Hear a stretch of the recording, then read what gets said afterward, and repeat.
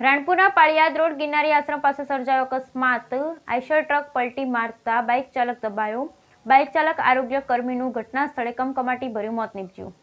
રાણપુર શહેરના પાળિયાદ રોડ પર ગઈકાલે સાંજના સમયે આઈશર ટ્રક પલટી ખાઈ જતા તે સમયે રોડ પરથી પસાર થતા બાઇક ચાલક ટ્રક નીચે દબાયો, જેથી બાઇક ચાલકને ગંભીર ઇજાઓ થતા ઘટના સ્થળે બાઇક સવારનું કમકમાટી ભર્યું મોત નીપજ્યું। જ્યારે ઘટનાની જાણ થતાં રાણપુર પોલીસ કાફલો ઘટના સ્થળે પહોંચી મૃતદેહને પીએમ માટે હોસ્પિટલ ખસેડેલ અને તપાસ હાથ ધરી।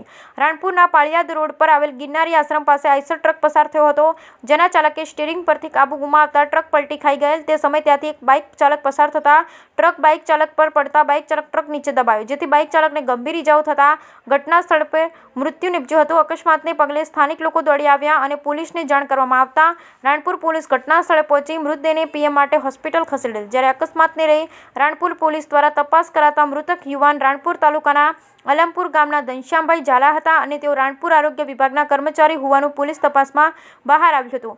ત્યારે યુવાનના મોત થતાં રાણપુર શહેર અને પંથકમાં શોક ફેલાયો। બ્યુરો રિપોર્ટ વિપુલ લુહાર, બોટાદ।